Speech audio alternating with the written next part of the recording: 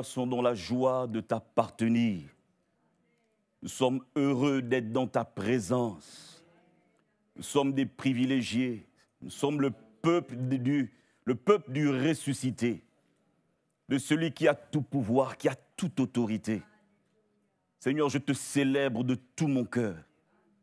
Même si c'est difficile, même si ce n'est pas facile, Seigneur, nous voulons garder dans nos cœurs cette espérance glorieuse et vivante que tu es là à nos côtés, que tu marches chaque jour avec nous et nous voulons te célébrer. Seigneur, reçois la louange de nos cœurs, reçois l'adoration de ton peuple, reçois, Seigneur Jésus, la célébration des rachetés. Nous sommes heureux d'appartenir, Seigneur Jésus, à la maison de Dieu. Nous sommes heureux de faire partie de la famille de Dieu. Merci parce que tu touches un cœur, tu consoles une âme, Seigneur, tu restaures, tu nous fais du bien. Et ta présence nous fait du bien. Sois loué, sois exalté, Père, dans le nom de Jésus. Amen. Gloire à Dieu. Soyez les bienvenus en ce lieu. Que Dieu vous bénisse, vous qui avez bravé la pluie, le mauvais temps, la fraîcheur, qui avez laissé vos occupations, qui avez fait le sacrifice d'être là. Soyez bénis et nous bénissons également ceux qui ne sont pas là, qui n'ont pas pu être là. Que le Seigneur les bénisse et les visite là où ils sont. Que ceux qui nous regarderont également en direct, enfin, qui nous regarderont sur les réseaux, qu'ils soient fortifiés et bénis. Vous savez, un pasteur disait puissant. Et j'attendais la suite. Et je pense que plusieurs ici veulent connaître la suite. Il dit parce que la Bible dit, là où 2 ou 3 sont assemblés au nom du Seigneur Jésus, il est là. Et là où le roi est, là où le Tout-Puissant est, c'est un lieu forcément puissant. Pas parce que nous sommes beaux, nous sommes belles, nous sommes riches et que nous sommes puissants, non. Parce que le Tout-Puissant est au milieu de nous. Amen. Ayons cette assurance, ayons cette confiance que le Seigneur Jésus est là. Et parce qu'il est là, alors notre rassemblement a de l'importance, a de la valeur.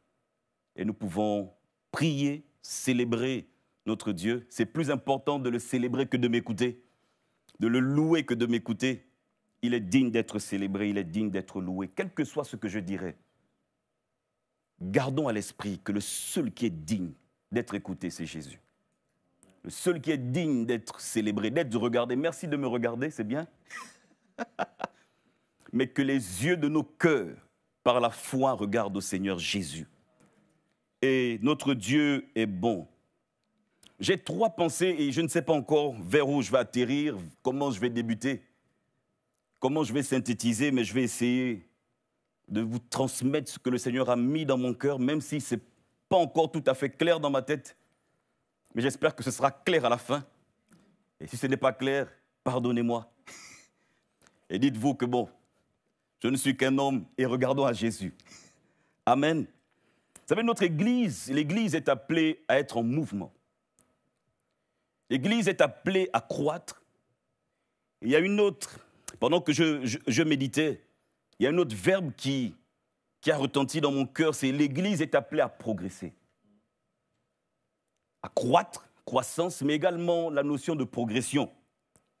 Et lorsqu'on arrive dans des impasses, des fois, ou quand spirituellement, pour ceux qui sont des hommes et des femmes spirituels, lorsqu'on arrive dans des temps où on ne sait pas quoi faire, comme les disciples du 1er siècle, comme les disciples, ceux qui nous ont précédés dans le temps et les disciples du 19e siècle et du début du 20e siècle, ils s'arrêtaient et ils se disaient, ils cherchaient la face du Seigneur en disant « Seigneur, on a l'impression que les choses n'avancent pas dans le bon sens, que les choses ne bougent pas dans le bon sens. que spirituellement on régresse, que... Là, je parle des disciples d'avant. J'arrive à nous aujourd'hui. Ils se disaient, Seigneur, on ne sait pas. Il y a quelque chose qu'on devrait faire, mais l'Église devrait être différente. Mais ce qu'on vit actuellement, ce n'est pas ce que la Bible nous enseigne et nous dit. Et ce qu'ils faisaient, les disciples d'autrefois, c'est qu'ils recherchaient l'intervention de Dieu. Ils priaient le Seigneur en disant, Seigneur, on ne sait pas ce que tu veux faire. On ne sait pas comment tu vas faire. Mais on sait une chose, c'est qu'il faut que quelque chose de surnaturel, de spirituel se fasse pour nous aider à croître, pour nous aider à progresser, pour nous aider dans l'œuvre à laquelle tu nous as appelés. Et ils se rassemblaient, ils cherchaient la face du Seigneur. C'est comme ça que le réveil est né dans plusieurs pays, soit aux États-Unis, en Norvège, en Angleterre, en Afrique, en France. Parce que des gens se disaient, Seigneur, on ne peut pas continuer comme ça. Les dons spirituels sont rares. Ma vie, lorsqu'on laissons l'Église de façon personnelle et individuelle, ils se disaient, Seigneur, je lis la Bible et je ne vis pas ces choses. Seigneur, je lis les actes, je lis l'Église, je vois ce qui se passe, je vois comment tu interviens. Je n'expérimente pas ces choses. Et quand on se rassemble, Seigneur, c'est bien. Je suis content d'être avec mes frères et mes sœurs, on se soutient dans la prière. Mais c'est comme s'il nous manquait quelque chose. Et quand ils étaient dans cet état, ils priaient le Seigneur. Et ils demandaient au Seigneur de les aider.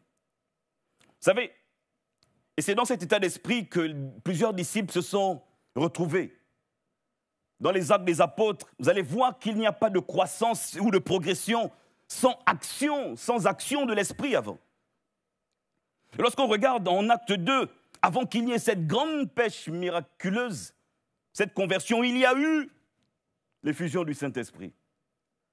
Et c'est après l'effusion du Saint-Esprit. Et qu'est-ce qu'ils faisaient? Ils se sont rassemblés en disant, c'est vrai, le Seigneur leur a demandé d'attendre.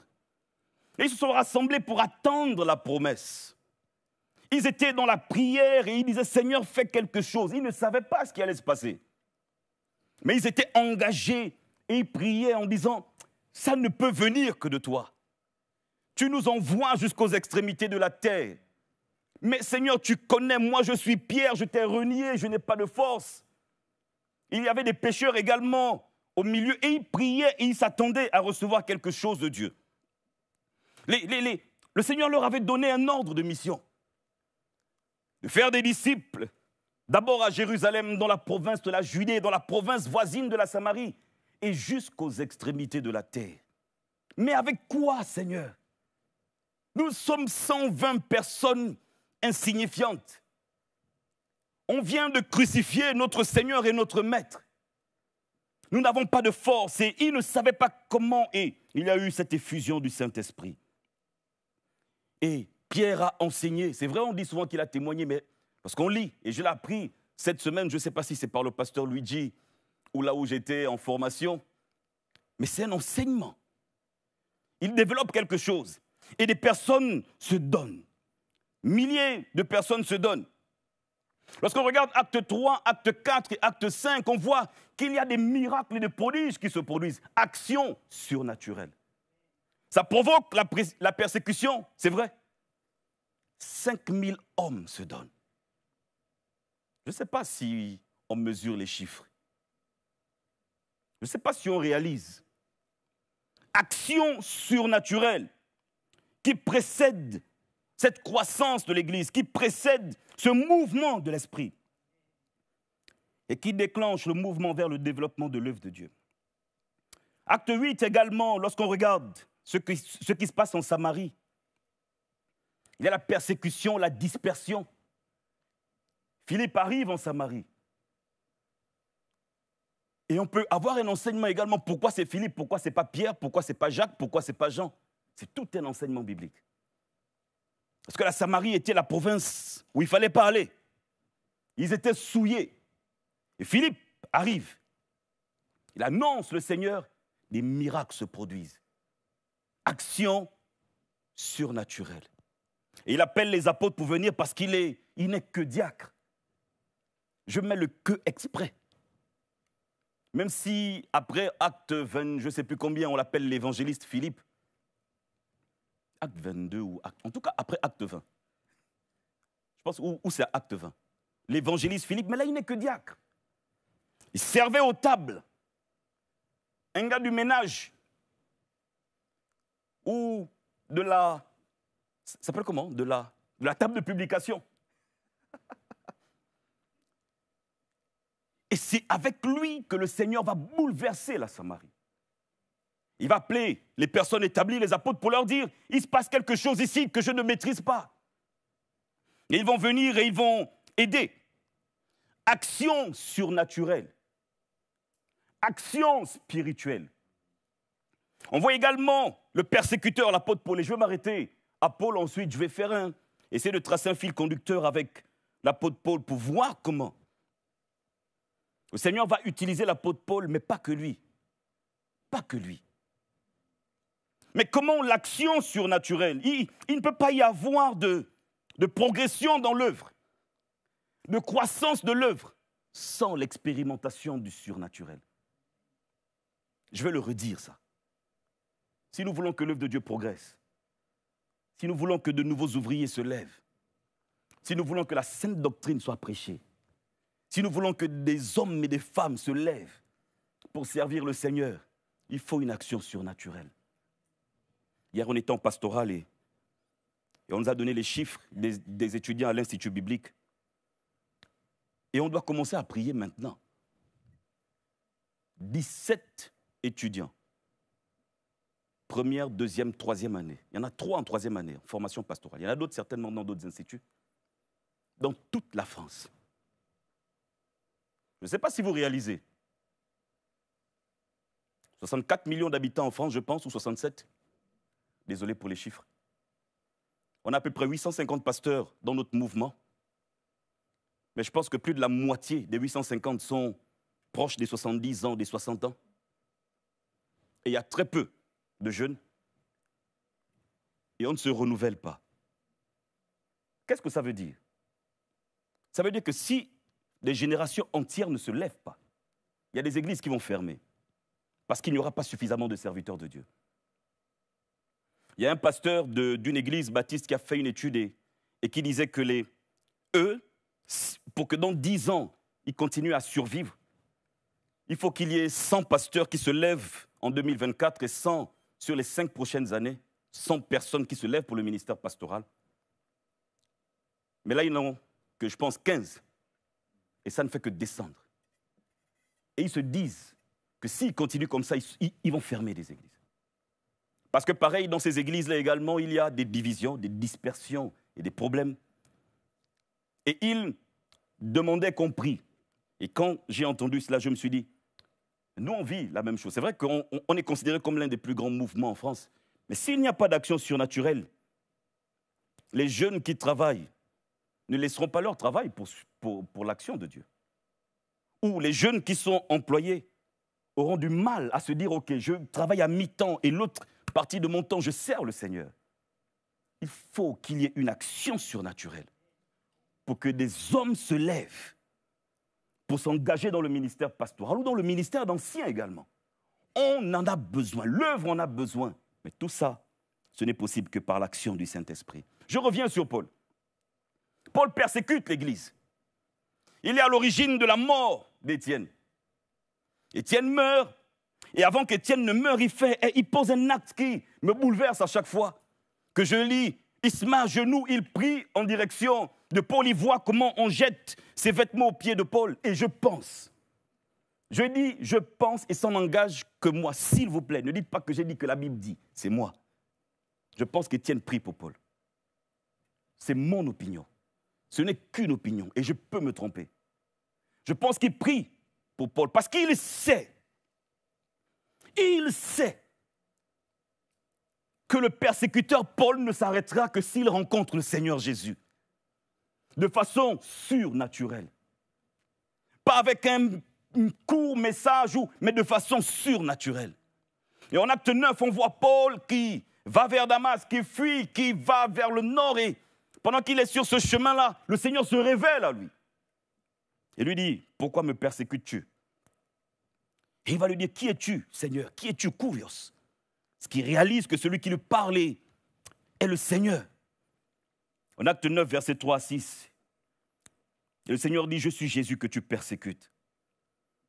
il te sera dur de régimber contre les aiguillons. Tremblant et saisi d'effroi, il dit, Seigneur, que veux-tu que je fasse? J'ai entendu le pasteur Saclier faire, c'est un prédicateur et il sait que je ne peux pas laisser cette question passer. Je vois Francis qui me regarde en souriant également. Il sait que je ne peux pas laisser cette question passer. Que veux-tu que je fasse? Lorsque l'action de Dieu se produit,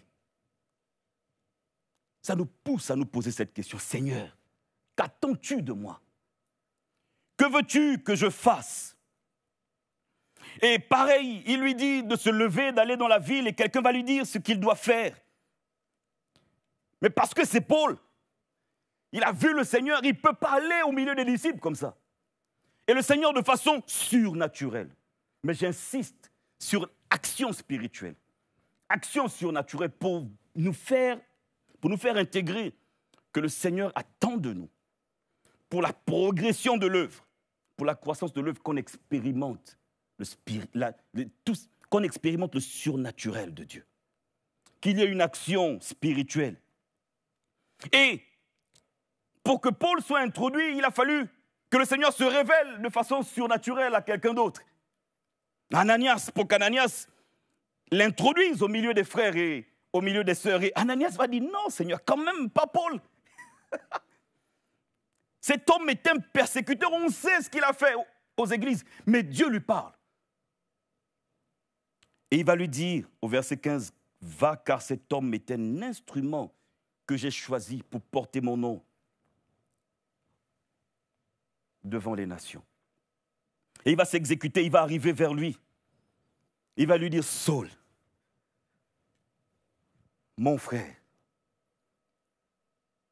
Saul, mon frère, il va lui parler. Il va être avec lui. L'action du Saint-Esprit en nous doit nous faire nous poser cette question, doit nous pousser à nous poser cette question. Seigneur, que veux-tu que je fasse? Vous savez, des fois, on veut que les gens se lèvent, mais de ma petite expérience, ça fait seulement 17 ans que je suis prédicateur, seulement. De ma petite expérience, un peu plus de 20 ans que je suis dans l'église, pour que les gens se lèvent, il faut que l'Esprit de Dieu les secoue. Pour que les gens se mobilisent, il faut que l'Esprit de Dieu soit en mouvement. Pour que les gens soient consacrés à l'œuvre de Dieu, il faut que l'Esprit de Dieu agisse. Je ne sais pas qui a commencé à servir le Seigneur ici sans qu'il y ait une action surnaturelle. Mais souvent, Christ nous touche de façon particulière, l'Esprit de Dieu. On sait qu'on ne peut pas résister à l'appel de Dieu. Au Gabon, quand des jeunes me disent qu'ils résistent à l'appel, je leur dis peut-être que vous n'avez pas été appelés par le Seigneur. Parce que quand Christ nous appelle, je ne sais pas qui peut résister. L'action du Saint-Esprit se fait et on sait que notre vie dépend de notre réponse favorable à l'appel de Dieu. On a vu des jeunes qui ont été appelés par Dieu, mais qui avaient une onction particulière dans leur vie.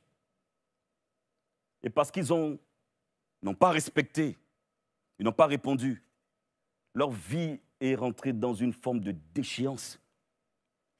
Parce qu'ils se sont écartés de l'appel de Dieu.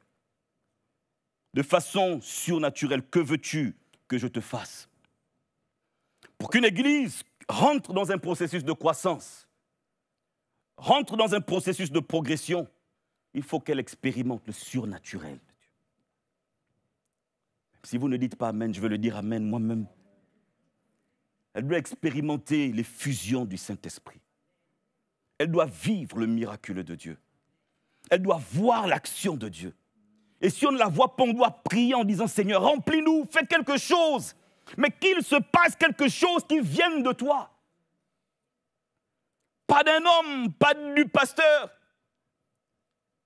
mais quelque chose qui vienne de toi. Qu'on soit touché de façon particulière. Qu'on t'expérimente de façon particulière.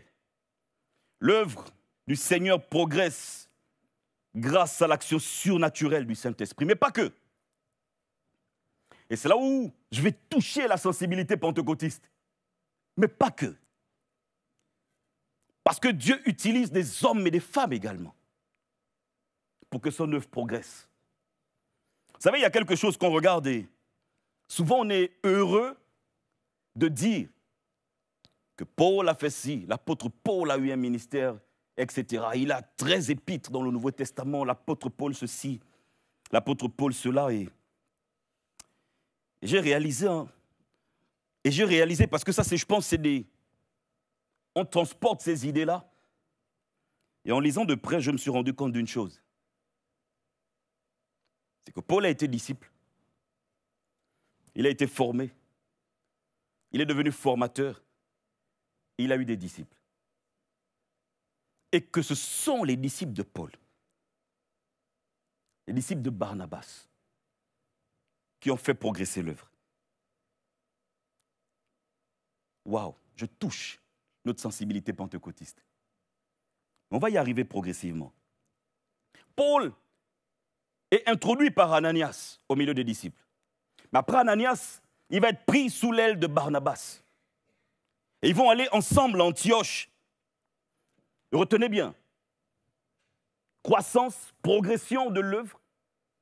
Premier point, action surnaturelle de l'esprit. Et le deuxième point, c'est l'engagement de chaque disciple.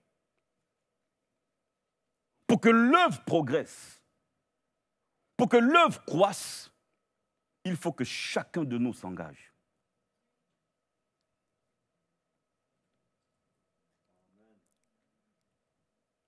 Chacun de nous s'engage. Donc tu regardes à gauche, à droite, en fait, même si ton voisin ne veut pas, il doit s'engager.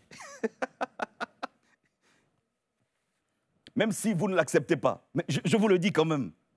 Il faut que chacun de nous s'engage. Que chacun de nous soit consacré. Et l'apôtre Paul va avoir des personnes qui vont le guider. J'ai parlé d'Ananias, parlé de Barnabas. Il va aller se réfugier à Tars après l'épisode de Acte 9 où il a failli mourir. Et c'est Barnabas qui va le chercher dans sa ville natale de Tars pour l'emmener à Antioche. Et on va les retrouver en Acte 11 et Acte 13. Il revient à Antioche. Et là, on voit une œuvre qui se développe parce que Barnabas a réalisé que pour Antioche, il fallait le profil de l'apôtre Paul également.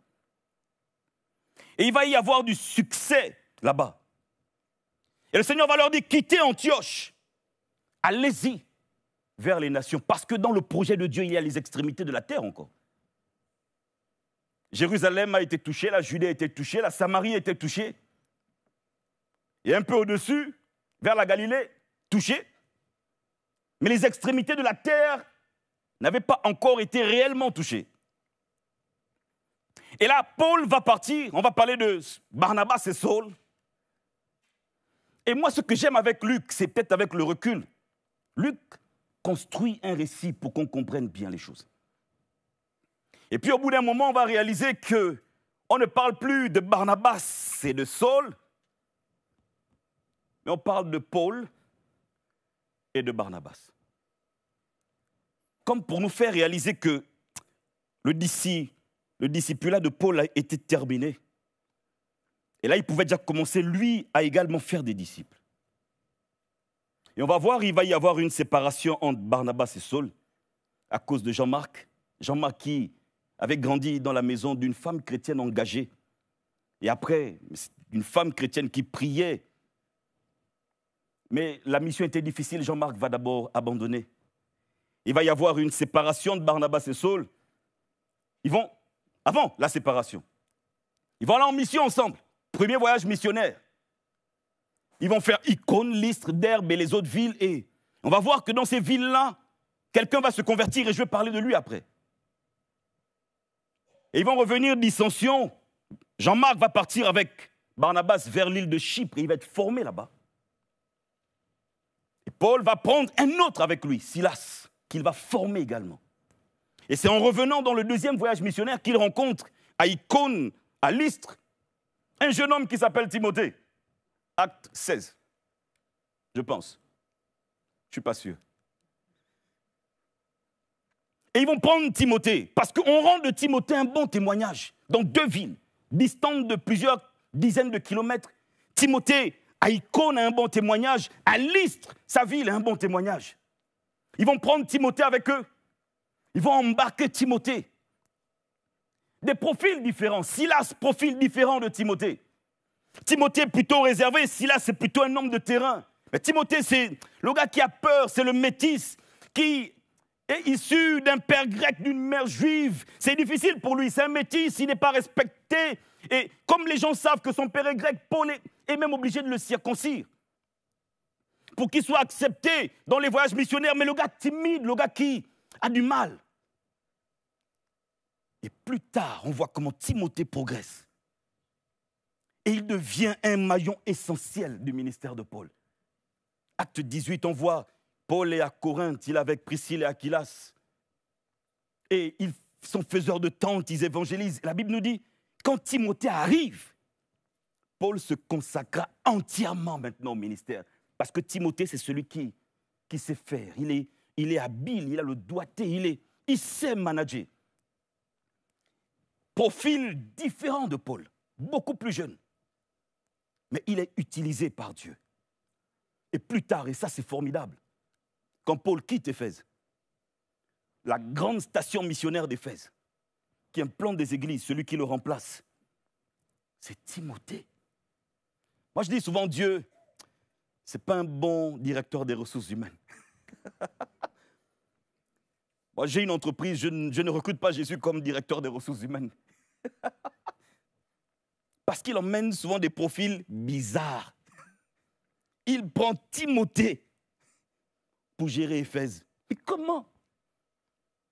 Et c'est comme ça que le Seigneur choisit des hommes comme moi, ou comme nous, pour porter son nom. Des profils bizarres. Je parle de moi, pas de vous, de moi. Et Timothée va être un maillon essentiel, mais il n'y a pas que lui. Il y a Jean-Marc, Tite, Silas. Il y a des hommes qui entourent Paul. Il y a des personnes qui sont engagées, il va les former. Mais il n'y a pas que des hommes, il y a des femmes également. Damaris, Lydie, Priscille, Phébé, Nymphas. Il y a des noms un peu compliqués, Évodie, Saint-Tite. Une équipe avec des profils différents. Des femmes utiles, des hommes utiles pour l'œuvre de Dieu. Et l'œuvre de Dieu va progresser comme ça. Et lorsqu'on regarde les profils des collaborateurs de Paul, c'est des profils différents, mais des hommes qui ont fait, des hommes et des femmes, qui ont fait une expérience surnaturelle. Je reviens à ça. Et on va regarder comment ces personnes vont se considérer. L'apôtre Paul, dans Romains 1, verset 1, il se considère comme un serviteur, comme un doulos, comme un esclave du Seigneur. En Philémon, il y a un autre également, Épaphras, qui est formé, qui fait partie de la galaxie de Paul, des mentis, Menti, c'est le mentor, le menti, c'est du disciple. Des disciples de Paul. Épaphras, qui va finalement être quelqu'un qui va être touché à Éphèse, mais qui va ouvrir l'église de Colosse, de Laodicée, et qui va aller gérer ces églises-là. Mais toujours à faire. Il faisait toujours référence aux enseignements de l'apôtre Paul. Et en Philémon 1, versets 23-24, je donne les versets comme ça. Il y a Épaphras qui est aussi considéré, on parle de Marc, Aristarque, Démaque, Luc. Et l'apôtre Paul parle de ses collaborateurs, des personnes qui marchent avec lui, qui travaillent avec lui, qui évoluent avec lui. Je vais terminer. J'ai un long texte de Romains chapitre 16, mais vous pouvez le lire chez vous. On parle de Priscille, d'Aquilas, des compagnons d'œuvre. On parle également de comment il s'appelle, oui, parce qu'il y a une église dans leur maison, des païnettes et païnettes, bien-aimés, qui a été pour Christ les prémices de l'Asie, au verset 5. On parle également de Junias, d'Andronicius, des personnes impliquées. Et on parle de beaucoup d'autres. Au verset 12, on parle de saluer Perside, la bien-aimée, qui a beaucoup travaillé pour le Seigneur, alléluia. Et on parle de Rufus au verset 13, l'élu du Seigneur et sa mère. Et l'apôtre Paul présente comme ça des personnes qui étaient engagées. Mais lorsqu'on regarde la vie de ces personnes, ce sont des personnes qui ont d'abord expérimenté le Seigneur. On parle encore d'Épaphras en Colossiens, serviteur de Jésus-Christ. Il ne cesse de combattre pour vous dans les prières. Un homme de prière, un homme qui fait l'œuvre de Dieu. On parle également de Luc, le médecin bien-aimé, qui vous salue ainsi que Démas. Et au verset 15, Colossiens 4, 15, saluez les frères qui sont à Laodicée et Nymphas, c'est une sœur, et l'église qui est dans sa maison. Donc cette sœur avait abrité une église dans sa maison. En Éphésiens 6 au verset 21, il est dit ceci, afin que vous aussi vous sachiez en ce qui me concerne ce que je fais. Tychique, le bien-aimé frère et le fidèle ministre dans le Seigneur, vous informera de tout. Et le dernier verset que j'aimerais lire avec vous, 2 Timothée chapitre 4 et verset 9 à 12. Viens au plus tôt vers moi. Il parle à Timothée, c'est l'apôtre Paul qui parle. Car Démas m'a abandonné, parce qu'il y avait des personnes également qui abandonnaient qui abandonnaient la mission. Il est parti. Par amour pour le siècle présent, il est parti pour Thessalonique. Crescens est allé en Galatie, Tite en Dalmatie. Luc est seul avec moi. Prends Marc et emmène-le avec toi, car il m'est utile pour le ministère. On voit des personnes engagées. Et lorsqu'on essaie de regarder un peu tout ce qui était autour de Paul, et lorsqu'on regarde toutes les églises implantées par lui ou provoquées par son ministère, on voit qu'il n'y a pas que Paul. Il y a d'autres personnes engagées. Là, j'ai sauté les versets, j'ai oublié de citer certains noms.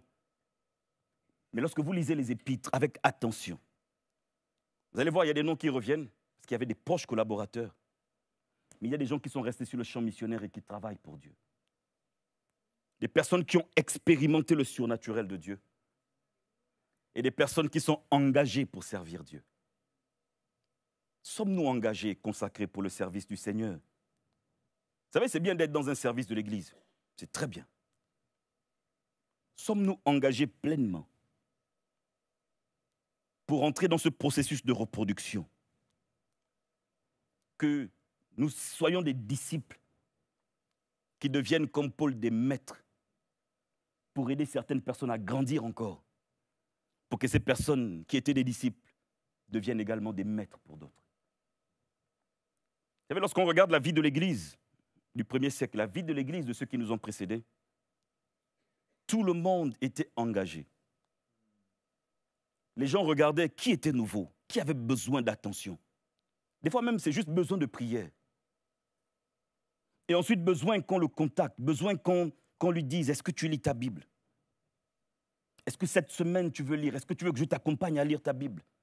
Est-ce qu'on peut prendre 5 minutes après la réunion pour prier ensemble? Est-ce qu'on peut lire un verset biblique ensemble? Est-ce qu'il y a quelque chose que tu ne comprends pas dans la Bible? Est-ce que tu as besoin de prières particulières? Et là, on peut voir les pasteurs pour prier, ou les anciens pour prier avec quelqu'un. Et tout le monde était engagé. Et qu'est-ce que ça a provoqué? L'œuvre de Dieu a progressé. L'œuvre de Dieu a progressé. Vous savez, la progression de l'œuvre de Dieu passe par un réveil spirituel, par une revitalisation individuelle et collective également. Mais nous devons expérimenter l'action surnaturelle de l'Esprit, d'abord de façon personnelle. Soyons des hommes et des femmes qui aspirent à cette action surnaturelle. Chez nous, mettons-nous à genoux, prions assis, debout, comme nous voulons, allongés. Mais disons, Seigneur, qu'il y ait une action surnaturelle. Et le deuxième aspect, c'est, Seigneur, qu'il y ait plus de personnes qui s'engagent. Et je vois des personnes âgées qui me regardent mal, même si on est âgé. On peut s'engager différemment pour l'œuvre de Dieu. On peut s'engager encore plus pour l'œuvre de Dieu. Pas faire des œuvres, simplement des œuvres religieuses. Non, pas ça.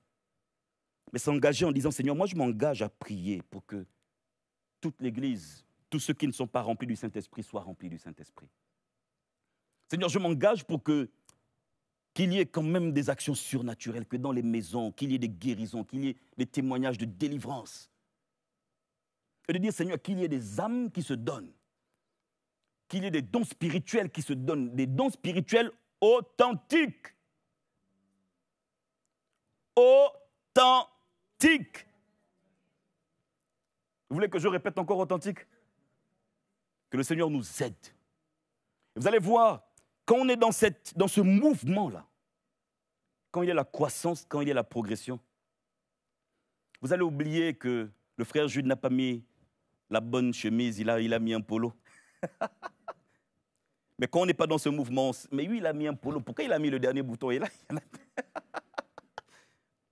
mais quand on est dans cette action spirituelle, surnaturelle, et quand l'Église est en mouvement, quand l'Église progresse, alors notre attention est focalisée ailleurs que sur les défauts d'un frère ou sur le fait que le pasteur Saclier chante pas forcément très bien. Mais il chante très bien, il chante très bien. C'est enregistré, c'est vrai, mais il chante très bien. Je dis à ceux qui nous écoutent, il chante très bien. Que Dieu nous aide. Que Dieu nous bénisse. Vous savez, moi, je sais pas, je suis quelqu'un, j'ai une espérance dans mon cœur. Je sais que le Seigneur va faire quelque chose dans notre Église. Mais à nous de continuer à soupirer. C'est vrai qu'il est souverain, mais nous soupirons après ces choses. Aspirons après ces choses. Nous voulons expérimenter quelque chose. Nous voulons que les jeunes se convertissent. Parce qu'on voit la moyenne d'âge de l'Église. Merci pour nos anciens. Mais il faut qu'il y ait de nombreux jeunes qui se convertissent. Pour que l'Église continue dans un cycle. Et que notre Église ne s'arrête pas lorsque nos anciens ne seront plus là. Prions ensemble. Disons, Seigneur, fais quelque chose. Bouleverse les choses. Agis de façon particulière. Et que l'Esprit de Dieu se manifeste. Est-ce qu'on peut prier, s'il vous plaît? Alléluia. Te bénissons, Jésus. Nous te célébrons.